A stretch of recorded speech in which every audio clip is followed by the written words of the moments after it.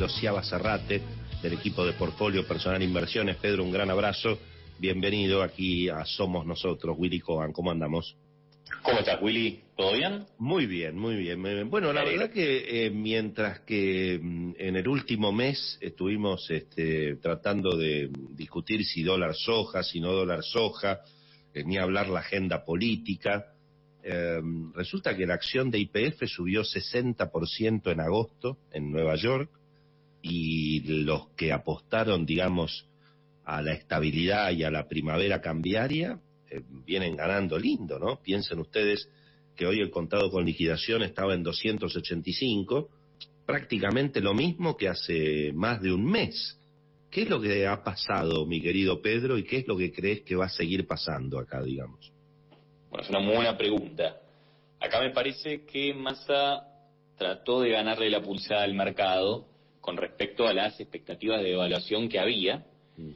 Justamente una de las cuestiones que se le criticaba desde que Massa asume como, esta figura de superministro de Economía, era que no había habido novedades cambiarias, y justamente era probablemente el tema que más preocupación generaba en el gobierno.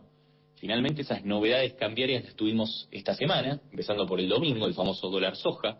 Se dijo muchos rumores de cómo iba a encarar el gobierno esa situación de salida de reservas. Estamos obviamente en un cepo cambiario fuertísimo, sobran pesos por todos lados y estamos con un tipo de cambio oficial bastante artificial. Eso obviamente genera salidas de dólares por todos lados, por más cepo cambiario que vos tengas.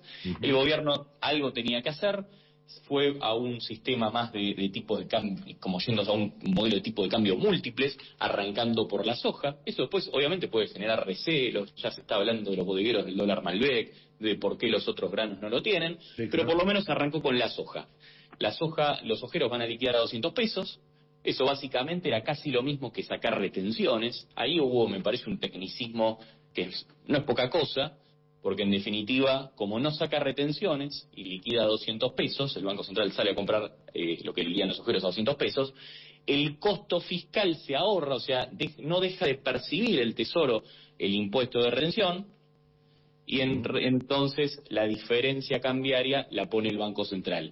Y esto es un tecnicismo que no es poca cosa, porque en realidad, como Massa prometió, te evitás, si no cobras las retenciones, te evitas que el Banco Central tenga que salir a asistir directamente al Tesoro. Era justamente una de las promesas de que no iba a haber más asistencia monetaria de acá a fin de año. ¿Cuál es el correlato de esto? Bueno, un golpe patrimonial del Banco Central, uno más de la golpeada hoja de balance del Banco Central, que el propio Tesoro lo va a cubrir con otra letra intransferible. Claro. En resumen, acá me parece que lo que hace es ganar tiempo. Ya empezamos a ver liquidación, más de 700 millones de dólares liquidaron, el Banco Central ya compró 440 millones de dólares, y pasamos unas reservas netas un poquitito más fuertes, alrededor de los 1.600 millones de dólares. Claro, claro. Al mismo tiempo, los rendimientos de las operaciones en pesos mejoraron, ¿no? Acá tuvimos me parece una buena reacción. El mercado compró con un poquito de optimismo en la deuda en dólares, que ya el precio promedio ponderado está de nuevo arriba de los 25 dólares, 25,10. Es casi más o menos donde nos había dejado Guzmán, el famoso 1 de julio, antes de que el sábado renunciara. O sea, volvimos a ese, por lo menos, a las puertas de ese umbral. También, como vos dijiste, Willy, ya bajó un poco más de 3% el contado con liquidación. Y hemos visto también una baja en la demanda de cobertura. Acá, lógicamente, la estrategia de ganar tiempo, llámalo dólar soja, llámalo acuerdo sorpresivo con el BID, donde entran muchos más recursos de los que se esperaba. Eso te genera por lo menos la idea de que el gobierno va a poder evitar la devaluación por un poquito más de tiempo, y ya vimos cómo bajó un poco el apetito de estrategias de cobertura, ¿no? Especialmente los dólar link cortos. ¿Cuáles son las opciones, digamos, ahora entonces que más se están recomendando? ¿Qué es lo que o ya es tarde, digamos? El que pregunta, es el momento de pasar a pesos, hacer carry trade, yo creo que el efecto de mayor magnitud ya lo tuvimos, claro. Eso es importante. Eso no significa que no podamos tener un veranito un par de semanas más.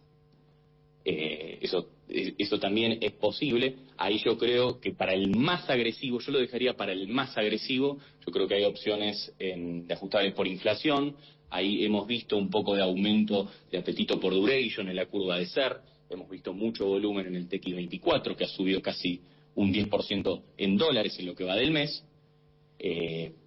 Pero para el conservador, yo la verdad que después de este movimiento que tuvimos en el contado, que ahora el contado, ojo, porque ya mirando la correlación con el M3 privado, para tener algún tipo de noción con la liquidez de la economía, ya está casi un 12% del nivel donde debería estar siguiendo la evolución del M3 privado. ¿Qué quiere decir? No significa que venga un salto, para nada.